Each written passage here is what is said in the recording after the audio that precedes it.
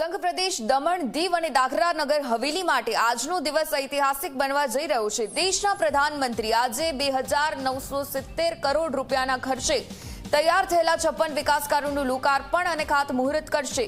નમો hospital અને નમો airport જેવા મહત્વાકાંક્ષી પ્રોજેક્ટનું લોકાર્પણ કરશે, જ્યારે આઇકોનિક બ્રિજ, કન્વેન્શન સેન્ટર સહિતના અનેક નવા વિકાસ કાર્યોનું ખાતમુહૂર્ત પણ કરવામાં આવશે।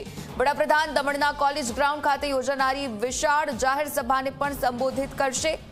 પ્રધાનમંત્રીના આગમનને લઈને સમગ્ર પ્રદેશમાં ઉત્સાહનો માહોલ જોવા મળી રહ્યો છે। તો સુરક્ષાની દ્રષ્ટિએ સંઘ પ્રદેશ પોલીસ ઉપરાંત ગુજરાત અને મહારાષ્ટ્ર પોલીસની ટીમોને પણ ખડેપગે તૈનાત કરી દેવામાં આવી છે।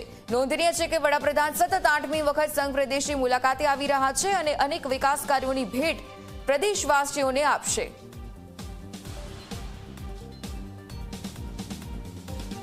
દેશના વડાપ્રધાન નરેન્દ્ર મોદી આજે સંઘ પ્રદેશ દમણના મહેમાન બનનાર છે, ત્યારે જે લોકો છે તે લોકોમાં ખુશીનો માહોલ જોવા મળી રહ્યો છે, કારણ કે આજે નમો એરપોર્ટનું જે ઇનોગ્રેશન છે તે વડાપ્રધાન નરેન્દ્ર મોદીના હસ્તે કરવામાં આવશે। જે રીતે આ એરપોર્ટનું ઇનોગ્રેશન કરવામાં આવશે ત્યારબાદ આસપાસના જે વિસ્તારો છે તેની એર કનેક્ટિવિટી વધશે, જેને કારણે જે લોકોના જે ચહેરા પર અનેરો ઉત્સાહ જોવા મળી રહ્યો છે। જે એર કનેક્ટિવિટી વધશે, શું કહેશો? બહુ ફેસિલિટી બહુ સારી થઈ જશે। હવે ડાયરેક્ટ બહારના માણસોને જો દમણ આવવું હશે તો એરપોર્ટ બહુ જ સારી સુવિધા રહેશે। એમ આપ ક્યાંથી આવ્યા છો, કેટલો ફાયદો થશે? ઘણો ફાયદો થશે લોકોને, કારણ કે લોકોએ સુરતના એરપોર્ટથી આવવાનું અને ડાયરેક્ટ દમણ જ ઉતરશે લોકો।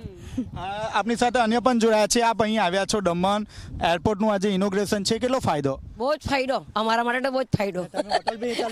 હોટલ બી ચાલુ કરી દે। ખાસ કરીને આસપાસના જે લોકો છે તેનો કેટલો ફાયદો પડી રહેશે? આસપાસના લોકોને એટલો ફાયદો થશે કે જે બાય રોડ આવે છે કાર લઈને કે સ્પેશિયલ દમણ ફરવા આવે છે ને એક્સિડન્ટ ઘણા થાય છે, તે હવે લગભગ નહીવટ થઈ જશે।